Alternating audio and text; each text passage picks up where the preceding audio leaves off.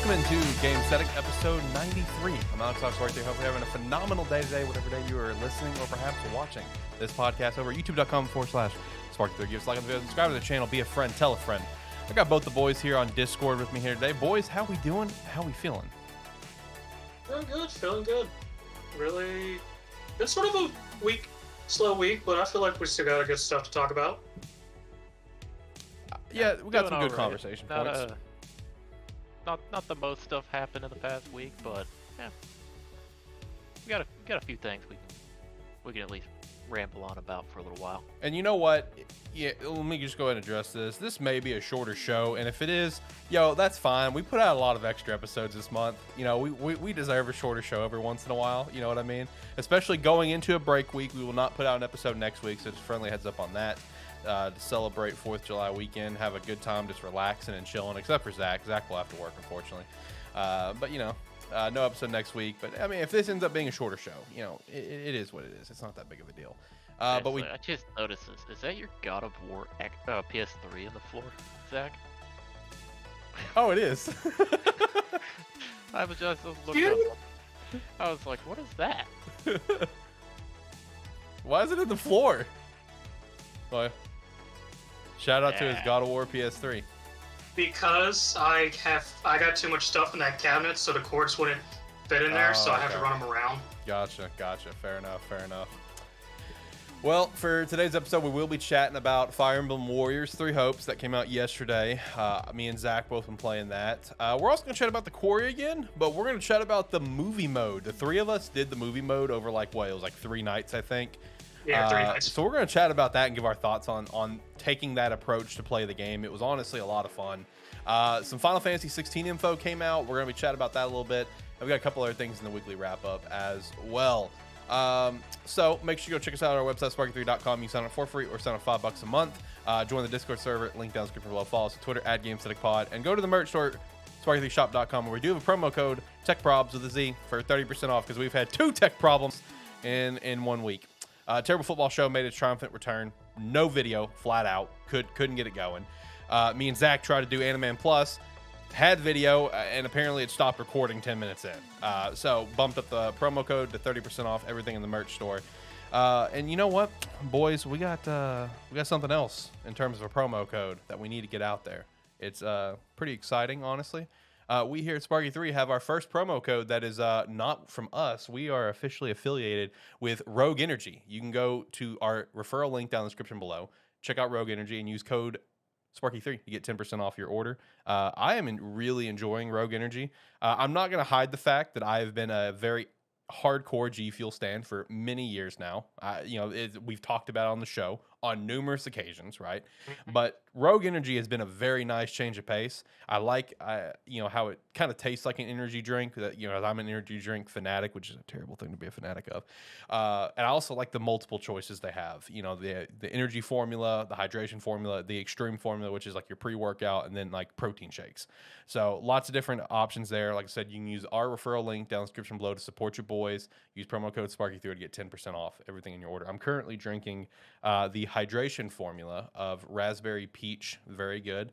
Had the dragon fruit mango last night, and that is probably the best hydration formula I've ever had. No shit. That absolutely blew me away with how delicious that was.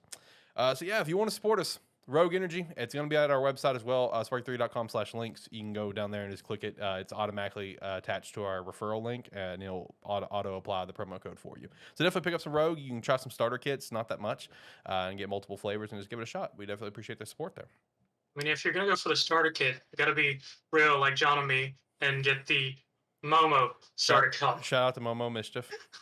Shout out to Momo Mischief, the first creator shaker from Rogue. Just shout out to that. That's one thing that I'm really excited about, being partnered with Rogue here and being affiliated with them, is getting the chance. We're going to get the front row seat to watch their growth. You know what I mean? Because even as just like a customer for G Fuel over the years, I have gotten to witness their growth. Like when I started, drinking G Fuel a few years back. Like they didn't have cans, only had like 2 hydration formulas.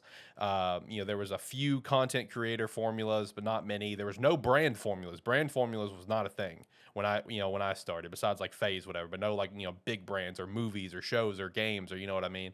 And just over time witness that growth, where I think like one of the first game ones I saw was like it was like the Nemesis T for I think it was Resident Evil 3. There's the Code Vein 1 Type O. Then just kept going from there. So I'm looking forward to seeing the same thing here with Rogue Energy. And just getting a chance to actually watch them grow and hopefully help them grow as well with our platform. I think that is it for like the plugs and stuff. So we can go ahead and get into stuff. Fire Emblem 3 Hopes. I love it. I'm going to go ahead and just say that up front. But, of course, this dropped yesterday. You can play the demo if you're kind of unsure about it, and the demo data will carry over. It's up to Chapter 4, I think is what it was. Yes. So, I mean, if you're if you're a big fan of Fire Emblem 3 Houses, but you're kind of unsure of the Warriors gameplay, definitely just check out the demo for free and give it a shot. Zach and I have been playing this, and I think I'm about like probably 7 hours in. I wish I was further in. But I was sitting there playing the game last night, and it's just in the back of my head. I'm like, really need to organize these cables. Really. Curiosity, Alex. After 7 hours, what chapter are you on? Oh, that's a great question. I know I'm past like the bridge battle, as in terms of main quests. I know you're doing blue lines, so that's kind of irrelevant to you. I think I'm on like the second or third main mission after Chapter 4. So you're on like either chapter 5 or 6? Probably, yeah. Because right now I'm just doing all the side stuff at the moment, all the side quests that continue to pop up on the map, which I really like. I really like how going through the different missions is approached, where it's like doing all these separate smaller missions to continue to unlock the map, to then give you access for more resources and stuff. I think that's super cool. I'm a fan of that personally. How far are you with your very overpowered Mercedes? I think is who it was. Like you got her to level 16 before Chapter 4 is over. Jesus Christ, Zach! I don't have a single character at 16 yet. She was a priest. She's very good against archers. Jesus, dude, are you exclusively playing her? Well, so fun fact. So I'm only like 5 hours in, and I'm only at the start of Chapter 5. And I got like my entire roster at level 12 to 14, and then Mercedes at 17 now. Because the Blue Lions have a mission with a bunch of archers, and one of the side missions, it just keeps spawning 3 archers continuously until you go take a base. So I just sort of sat there and leveled people, because I'd have a Mercedes, then have her grab someone to level them up. So I've just been power leveling my roster. Okay. I've mostly been playing Hilda. Hilda's been my favorite to play for the for the Golden Eagles. I've been a big fan of Hilda. You doing her as a white mage like she should? I'm not running her as a white mage, no. You have no idea how stupid combinations they're going to do, because with how easy it is to grind out the class levels. Because I was looking at the other night, I was like, you made Mercedes a sword savant. I should do that. Right. Yeah, no, and that's one thing that I thought was pretty dope when it came to like all the classes and everything, is like what you said. It is very easy to grind out multiple ones if you want to. So you can really have the chance to experiment. Plus it gives you the chance to do a mock battle as well, to get that chance to even test the character if you change around their classes, which I thought that was a very nice touch. And leveling up, they've also made it where if you need to, you can just buy it. You can buy levels. So that's also pretty handy as well. Yeah, I mean, overall, the systems that I've interacted are very fun. The camp, all the systems there are very similar to what we got in 3 Houses, with the meals returning. And instead of doing like classes and outdoor activities, you do the chores, expeditions, and things like that. And then, as you were saying, you can buy levels through the training grounds to level the classes and things like that. The real thing that I really liked to touch was for the main quest mission for the chapter, by having the survey points to be able to use special strategies on that final mission to do things, was sort of an interesting thing. Because I don't know whatever your Golden Lions was for Chapter 4, but for the Blue Lions, it gave me quite a bit of strategies which were very interesting to allow you to play in multiple ways. Because with the end of the Blue Lions Chapter 4 mission, if I chose to, I was able to recruit both Petra and Happy. Happy. Oh, you were able to get Petra? Man, I'm jealous. Yeah. Yeah, no, I saw recruit Petra, I'm like, done. Yeah. Oh, man, I'm jealous. No, for mine, Caspar and Linhart was the ones who was attacking the bridge. Okay. Out of the strategies, the only one that I was given the option for was Linhart naturally, because he's just like, don't beat me up, I'll side with you. In true Linhart fashion. Caspar, you didn't have a choice for that. You just had to go beat Caspar's face into the dirt. But Linhart, I got Linhart at least. Well, you chose Linhart because what I found out, I picked up Petra, I didn't pick up Happy, and she's dead now. No. She's just straight dead. See, Caspar's not dead. He ended up just giving up Linhart. At one point in the mission, he's like, "Oh, I'm not gonna let you have Linhart," and then you just beat his face into the fucking ground some more. He's like, "All right, you guys can have Linhart. I'm leaving." I'm like, "Damn, yeah, no. Caspar." So I think based on how this is working, at least from what you're saying, with this, if a strategy pops out, it's like recruit this person. There's a pretty good chance if you don't recruit them, you're just gonna off them. Now, I am curious that Happy was there for you, because I got at the camp, I found a letter talking about the Ashen Wolves, but I've yet to see one.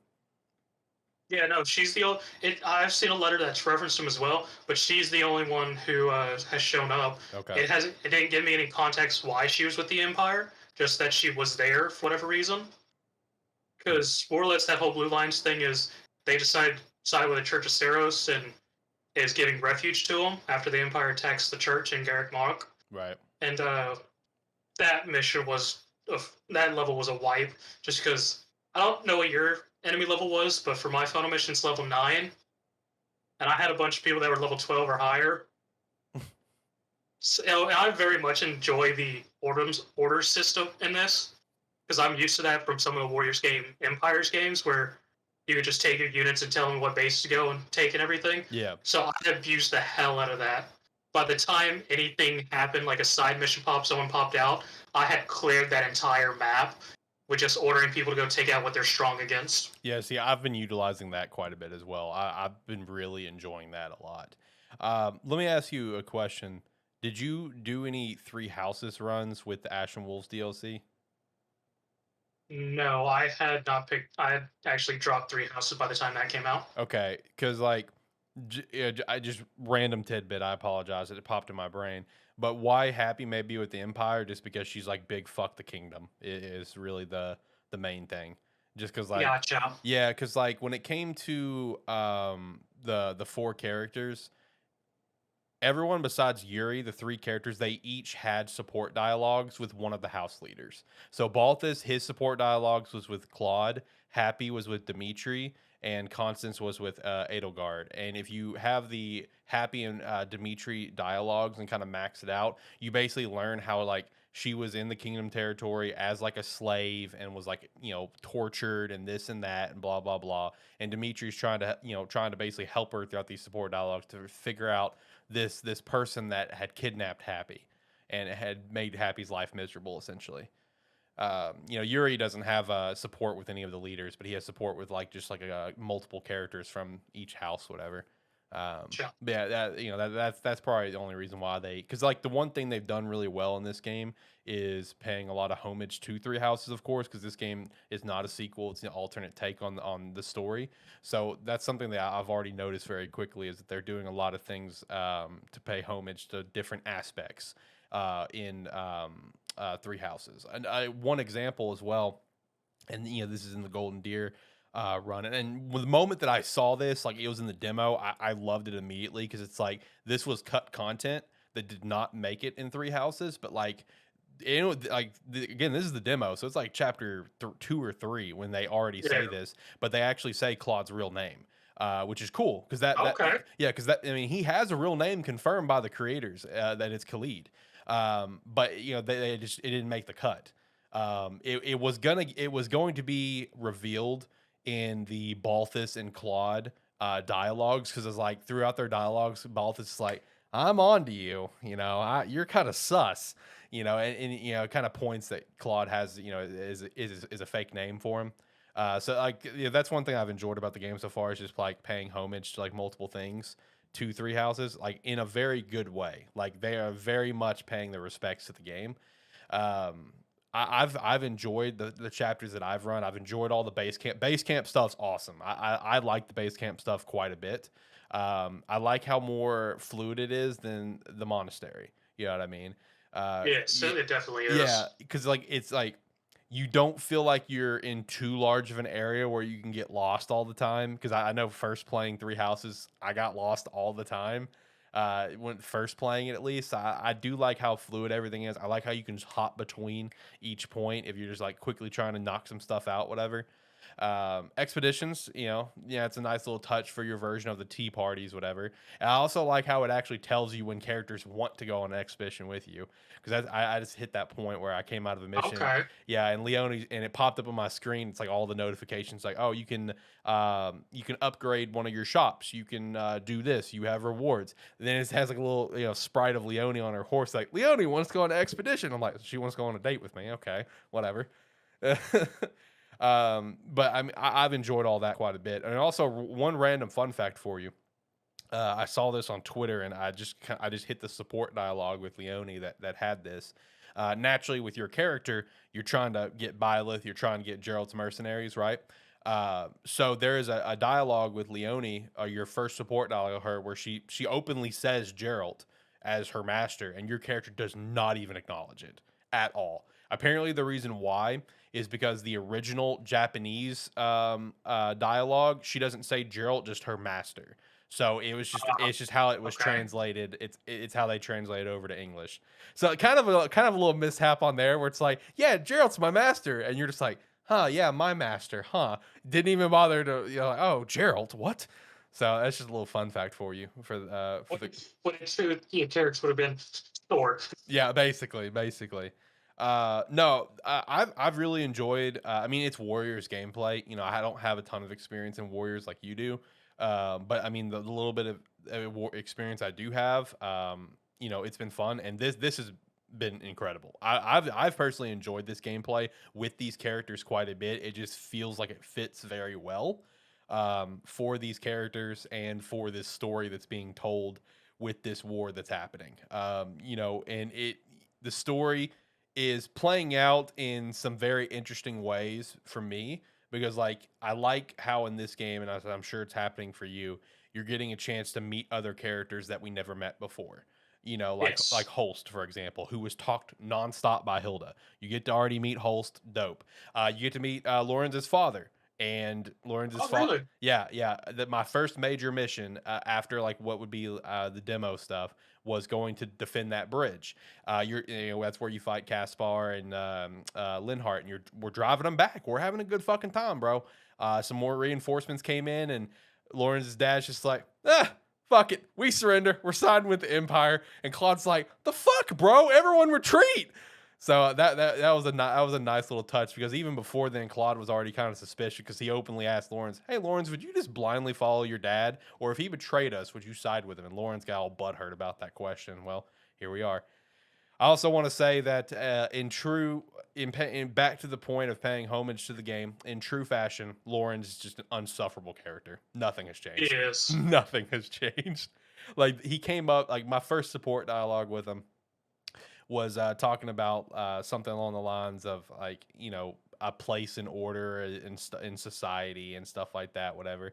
And your character is just like, wow, I thought you were just coming over here to complain to me, but you were actually being nice and trying to help me out. Lauren's like, me being nice to you? No, let me make this clear. I'm the heir of House Gloucester. I'm just trying to remind you in your place of society. It's like, thanks, Dick. go fuck yourself. I never did a Blue Lions run in Three Houses, so I'm probably not catching any of the homages to that campaign.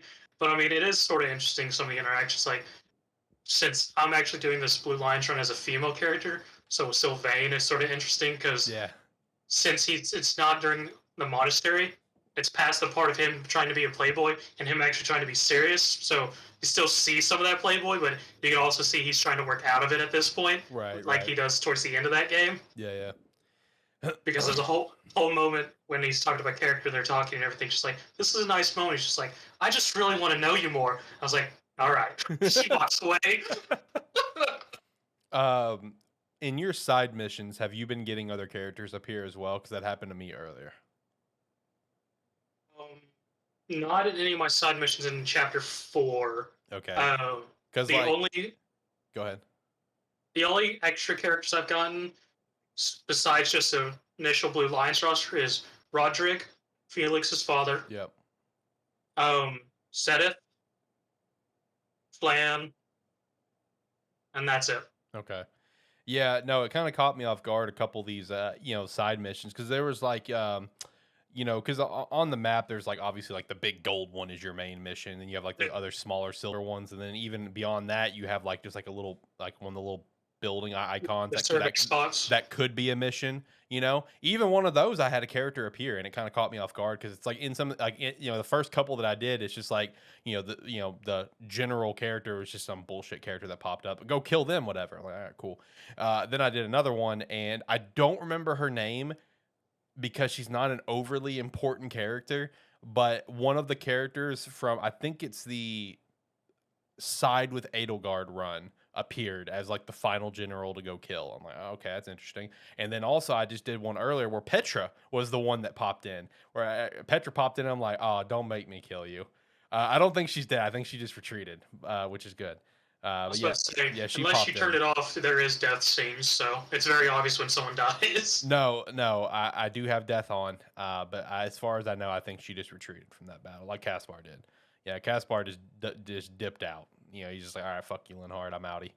I don't want to die out here. But that's sort of when I get to Black Eagles, when I just off everybody except Edelgard, just run the entire game with Edelgard and your character. It's like a Nuzlocke for Fire Emblem. Pretty much. No, I mean, dude, the game is a lot of fun. I'm loving the shit out of it. I can't wait to play more. I will also say, for my run, I think it was that same bridge battle as well after Caspar retreated. John, your boy, came in, and I'm not gonna lie, I got a little. It was kind of emotional, just a bit.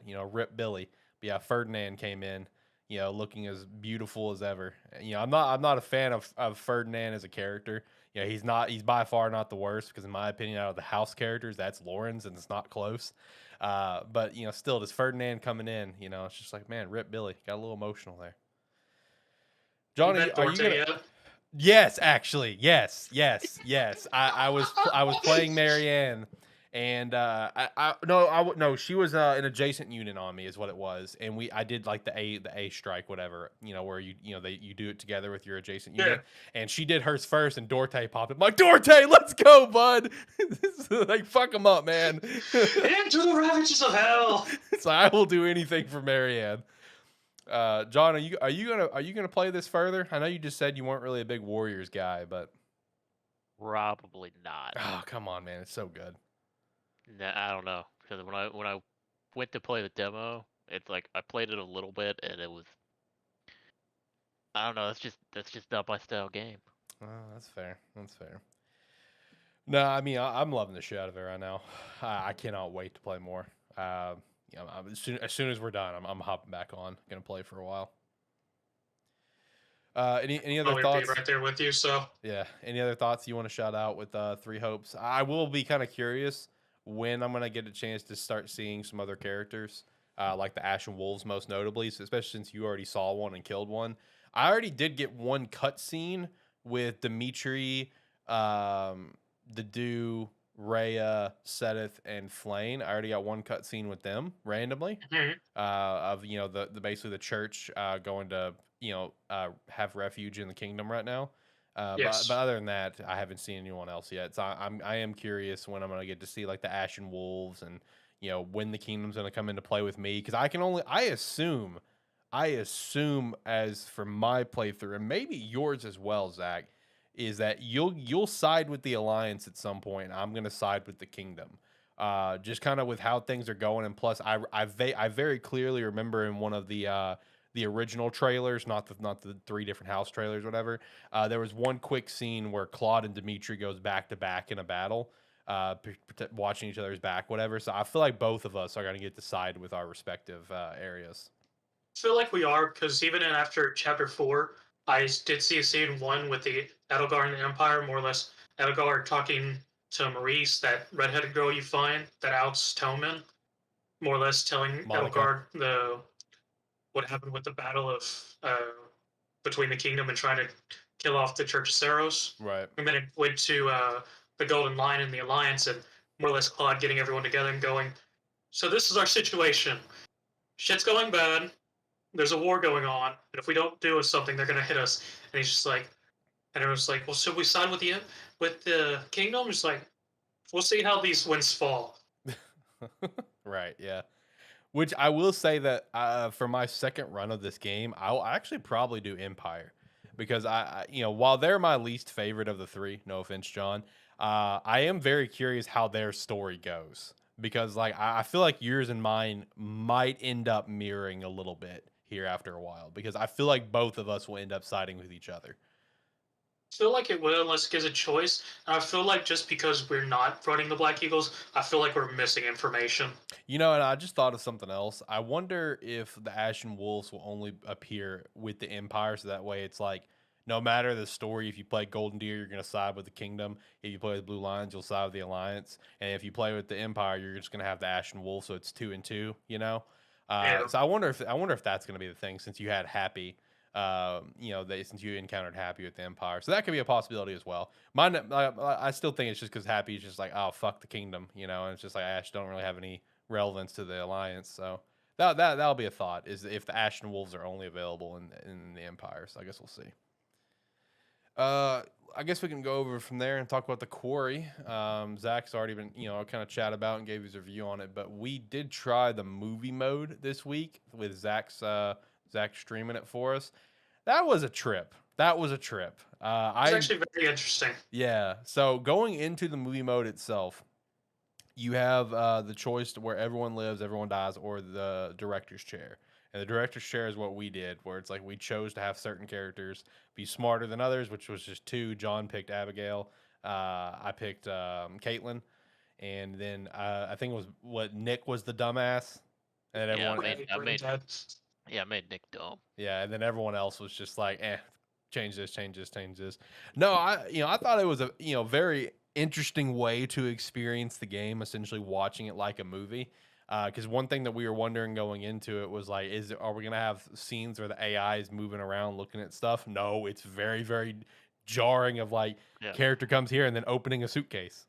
Yeah, I will say, even having from the only one not having the experience of playing the game at all, it's like it was probably just as jarring, if not more jarring, for me seeing that than you guys, like actually having played it and walked around, because I have no context of what any of these clues or things they're investigating are. Suddenly the camera just cuts and there's a suitcase against a tree that they're searching, and I'm like, what the fuck happened here?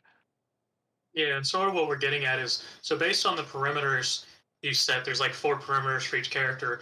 Based on wherever you leave it, between success, or I guess the best way would good action, intermediate action, where it's 50-50 which one they'll choose, and then bad action, a different thing happens. So like, and during the regular navigation stuff, if you have someone who's gonna explore and find all the clues, it just jumps between each clue location. Yeah. It's just like, they start, oh, hey, I found this poster. Hey, there's a suitcase. Hey, there's this weird cage, and all this stuff. And versus someone who can't, they may find one and then just carry on to the main path.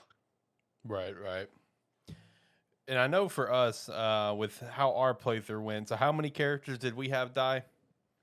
Out of the 8 or 9, 4 or 5 died. Yeah, Jacob died. He was the first one up because Yes. Ryan shot him. Yes. That was very early. Ryan was fucking trigger happy. Until it cost him his life. Yeah, he was trigger happy until he wasn't. Yep, and then it cost him. So we lost Jacob. We lost Emma pretty quickly, not long after that as well. Mm-hmm. It was like everybody was fine, and then they were both dead. Yep.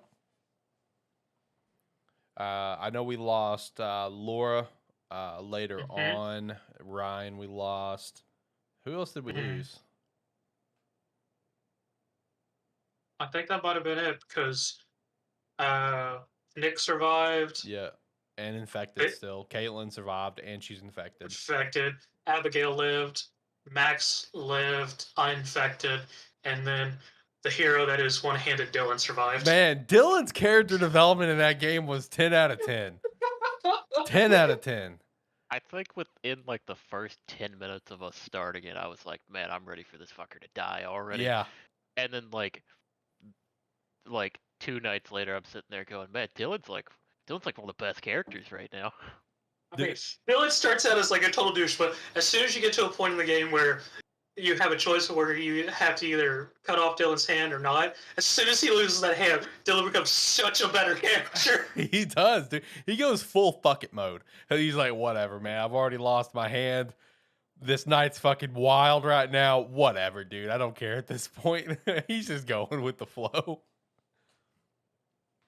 Yeah, sure. Let's go out. Let's save people again for my work friends. Yeah. No, the movie mode was legit. Like it's legit to the point that I would be totally down to do it again and is reset, how we do some of the characters just to see how everything plays out. You know what I mean? Because it's like it's like, as I would also be curious of this. If we copy pasted the settings that we did, would it play out the same way? So like, like that moment, like let's say with Ryan and shooting Jacob by accident, right? Like, is it just like a 50-50 coin flip if Ryan's gonna get trigger happy there? There's so much experiments that you can do with this. If we ran that again with current settings, Jacob would die again because with whichever setting it was, I forget which one it was that Jacob was set on, he would shoot pretty much every time, just about. You mean Ryan? Yeah, Ryan. Okay. Yeah, see, that is something that I would be curious about, though. Is like, so he would shoot every single time. Would Emma still do this? Would Laura still like shoot Travis? Stuff like that. Like, would everything go exactly the same every single time, or would it continue to like be like a coin flip? Like, we'll see. If you set every character's perimeter to the middle for everything, it would be a coin flip every time. That's. Oh, that sounds like we might have to do another movie mode here sometime soon and do that, because that sounds kind of fun. Then we're really leaving that run up to fate, because like it's like a thing that's also pretty fascinating about it is like John picked Abby to be like our smart character. I picked Caitlyn, so it's like when they're in control, you can pretty much count on them making the right decisions and living right, hitting the QTEs and everything. But the problem is when someone else is in control, that's when it got a little nerve wracking. Like when Dylan was in control and Caitlyn was in trouble, I'm just like, oh no, is this it? Is this the end? One-handed Dylan, even with his settings, came to the save today. Yeah. No, I would be down to do another movie mode sometime soon, and set it where everyone is neutral and just see what happens. I would be that would be a wild. Yeah, I'm not sure how long everyone would live. Which I guess would also pose like how quickly the game can end. You know what I mean? Yes. Because for like context, the movie mode took us to get to the end of it and like get through the end credits. It was about 6.5 hours. Yes. 6 to 6.5 hours, somewhere in there. Of actual just running through it, yeah. Yeah. So yeah, it would be interesting to see how quickly the night can end. Yeah, because that would be an interesting thing, because by the fact that it just jumps to each clue based on the characters, determining whether they search stuff, it would be a lot more wild, because if we set them all to medium, they would probably miss a lot more clues and evidence compared to some of the characters. Like, pretty sure we had Laura and Dylan were able to find every damn clue in the world. I was gonna say Dylan may not have been the smartest man, but he would have made a fine detective. No, Yeah. playing this game, it's very fascinating versus like its direct comparison of Until Dawn, because like Until Dawn has a lot of replayability just because it's a good game with a good story, some pretty solid gameplay. But this game, arguably, in my opinion, has a lot more replayability just because of just the sheer amount of possibilities with this movie mode and other factors, in my opinion. Yeah, it makes, as I've said before, how when they said how many outcomes there is, because the outcomes are actually based on all the different things for each specific character. Because once you get to the epilogue of the night, it goes through every character, every member of the cast of how their night ended and why their night ended how it did. And just how that lays out is very interesting. And just the fact of the matter that they made this one a lot more cutscene and dialogue interactions versus Until Dawn, which had a lot more navigation and walking areas.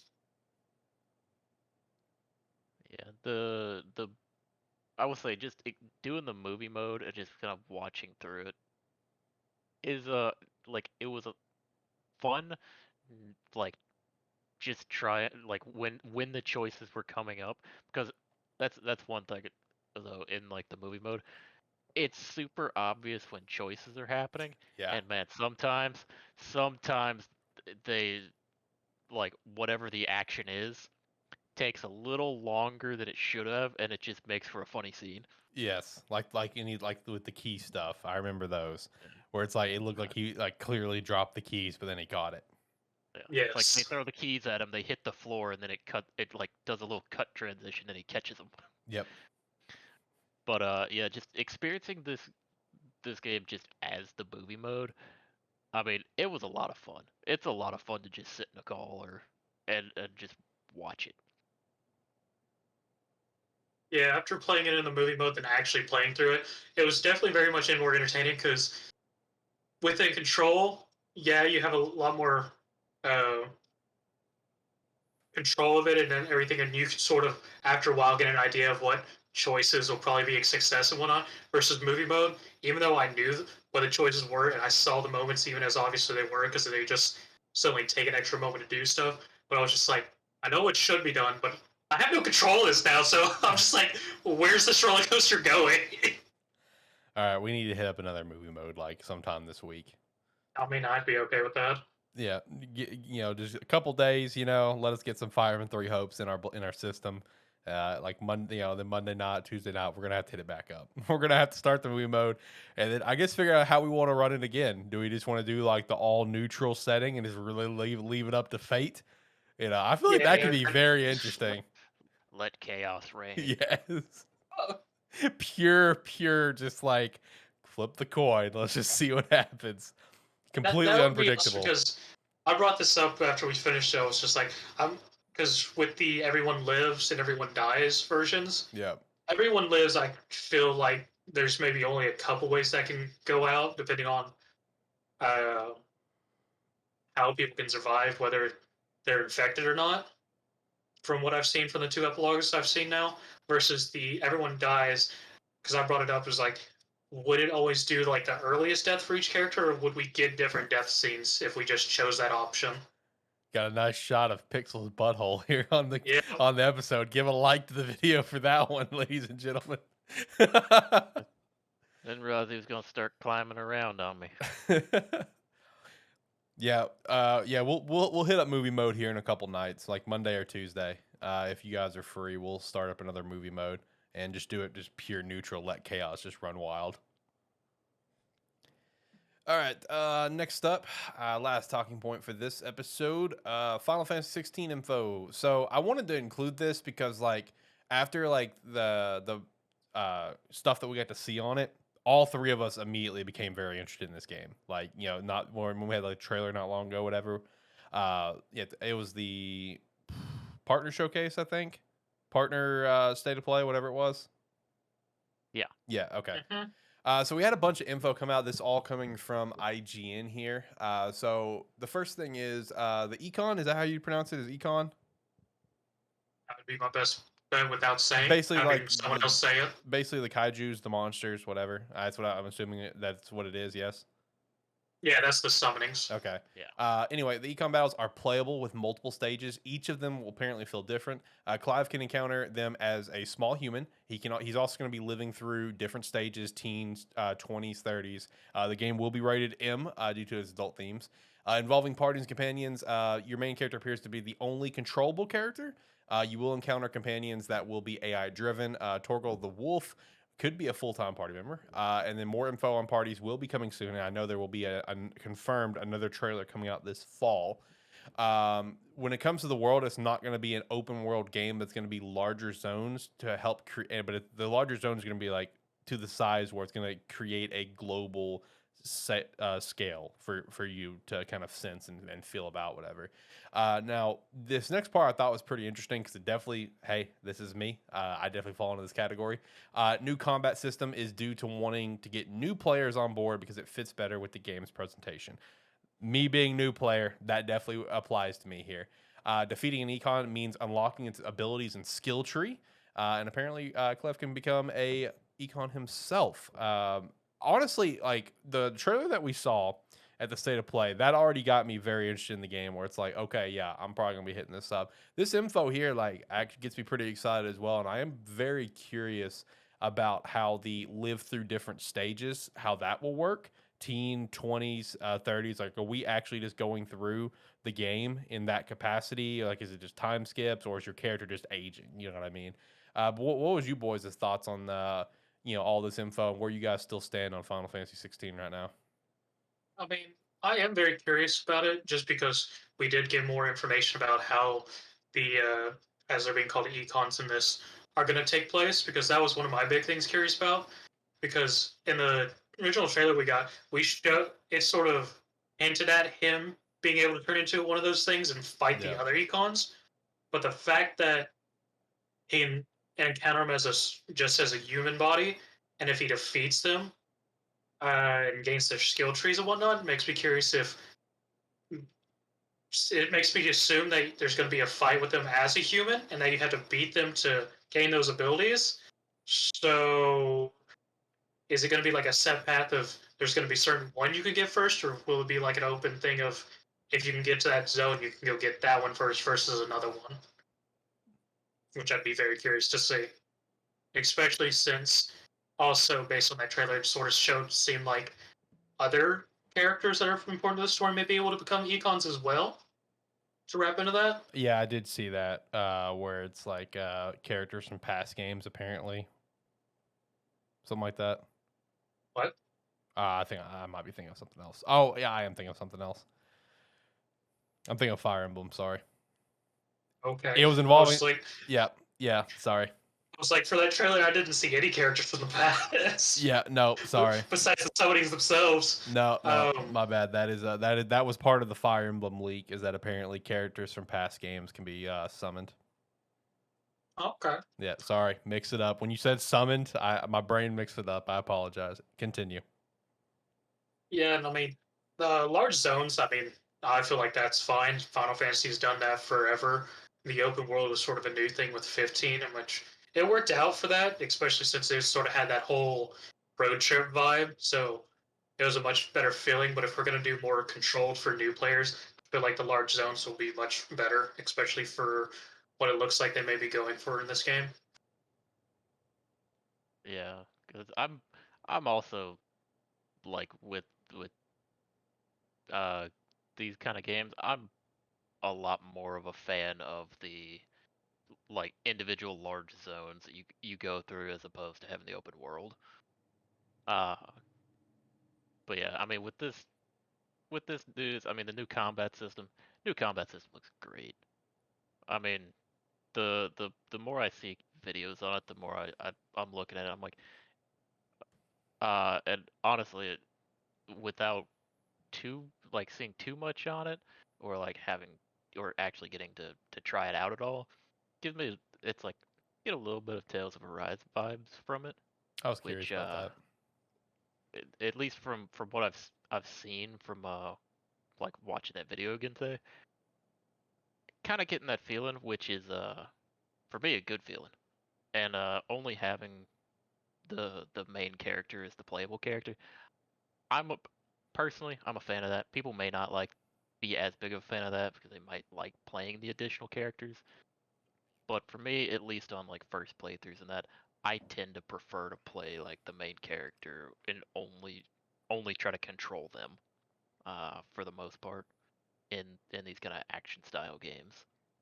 So I mean, all of this just sounds great to me. Zach, I mean, do you Hmm? know if like for this game, would it be recommended that we play Final Fantasy 15 before this? Okay, just want to make sure because I I thought mean, that when in this character, the character in 15. no. Oh, it's not. Oh, my fault. No, 15 was Noctis and his thing. I mean, it hasn't outright said it, but I thought it when I saw the first trailer that it might be a reference to the history before the world of 15, but I mean, it's probably not because they're usually good about using entirely separate worlds for each of their games. So each game set in a different world, with the exception of things like 11 and 14, which are the MMOs, and then uh, 10, which had 10 2, which those are usually are very straightforward about, hey, this is from this universe and whatnot. So I mean, it's probably an entirely different world compared to 15. Um, so yeah, I don't like any Final Fantasy. You wouldn't really need any reference from any of the other ones. Gotcha. I was just curious. As a non-Final Fantasy guy, I just want to check my basis on that. Also, random question since you did mention it, John. On a scale of 1 to 10, how much do you recommend me picking up Tales of Arise? Because I've been very much looking at it here recently. Oh, pick it up. Okay. Fantastic game. Okay. I mean, it's probably on sale with Steam right now since summer sale's going on. I was Yeah, wanting it to is. grab it for my Xbox just because I want to continue to build my Xbox like series collection. Because as you can see behind me, I have one game on that shelf for Xbox Series, being the Quarry. Yeah, I mean, if you're asking me, I'm gonna say buy it. That game Okay. is fantastic. Because I've been looking at it a lot recently. And I thought about picking it up because I know I'm picking up Final Fantasy VII Integrate for the PS5 here sometime soon. I want to go ahead and get Yeah. finally give that a go because I've been wanting to play it since it came out because I've never played the original. Oh, I was gonna say you're asking me about Tales of That's Arise. somewhere. Remember when Tales of Arise came out? That's the first game in like years that I put in. I started playing and it didn't get up for like 14 hours. True, fair. Yeah, I was just curious because I've never played a Tales game. I know that you're a big Tales fan across the board, so I was just kind of curious because I probably will buy it sometime soon. Because the three games that are on my radar that's been out for a while that I was wanting to pick up was Tales of Arise, Final Fantasy VII Intergrade, and Greedfall Gold Edition.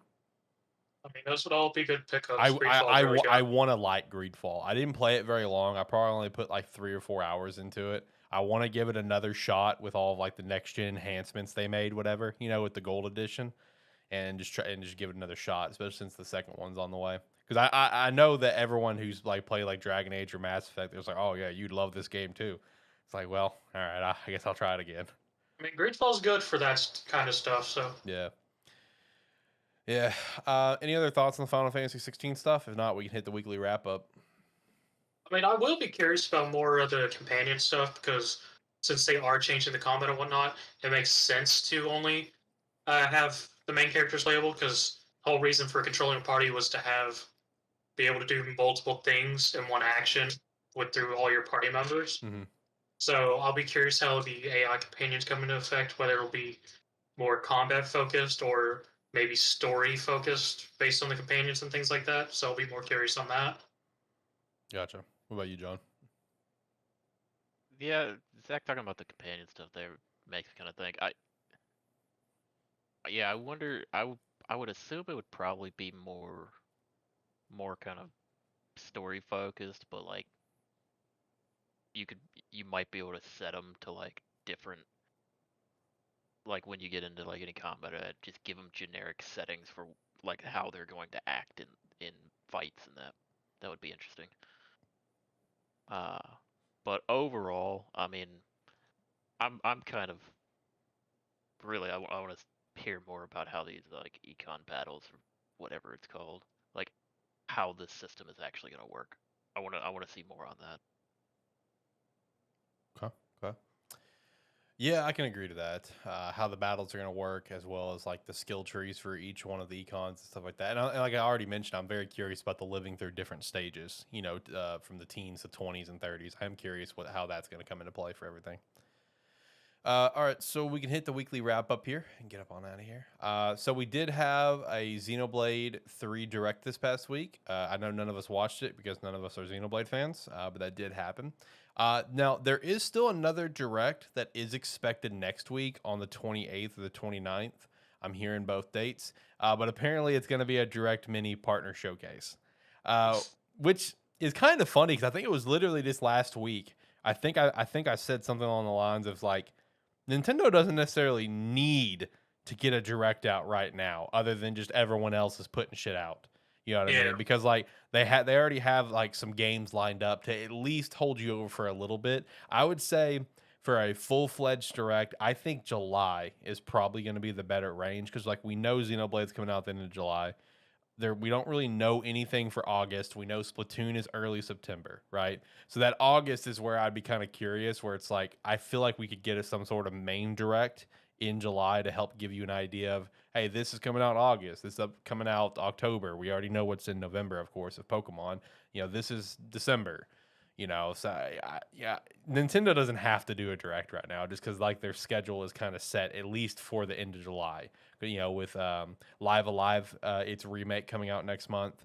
Of course, Digimon Survives coming out the same day as Xenoblade. I know it's multi-plat, but still on the Switch. But yeah, like Live Alive and Xenoblade alone, those two is enough in Nintendo's mind where it's like, fuck it. We don't need a Direct just yet. You know what's coming out for at least the next month. So yeah, partner showcase is apparently what's going to happen. We'll see if that ends up going down. All right, so I saw this and I thought it was really funny. It's involving Sonic Frontiers. So for some reason or another, in Sonic Origins that just came out on the 23rd, there was leftover files for Frontiers that are for cyberspace levels, which was a big question. It's like, based on kind of the theming of the game, and Sonic, doing, the zip zop a boom he does in the trailer where it's like it looked kind of cyberspace, So everyone kind of assumes cyberspace is going to be involved, but this feels like the most Sega thing possible that it was discovered this way in a completely different game with files that was for some reason in that completely different game that people data mined up. Like, this isn't me just like doing word of mouth right now. Like, I saw the files as well. I saw them put up from Sonic Origins data mining where it's like, I don't remember how it was labeled, but it was a Sonic Frontiers, and it's like Cyberverse this, Cyberverse this, Cyberverse this. It's like, that's like the most Sega thing possible to happen right now, like legit.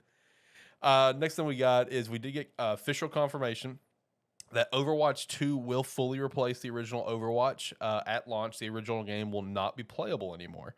That was kind of a question that it was an assumption that was probably going to happen, but it was never confirmed until now, and it was kind of a question: are the two games going to coexist with each other? Because I remember that was like a big talking point when Overwatch 2 like was announced and was like getting Steam. Is like, are these two games going to coexist? Like, is Overwatch 2 going to have its multiplayer and Overwatch 1 have its multiplayer? You know what I mean?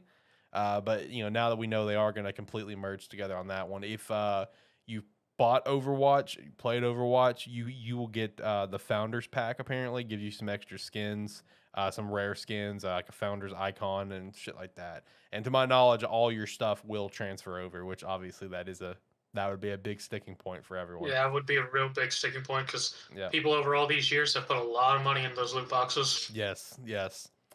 Next up, Jane Foster, Mighty Thor will be coming to Marvel's Avengers. Shout out to Marvel's Avengers for not being dead just yet.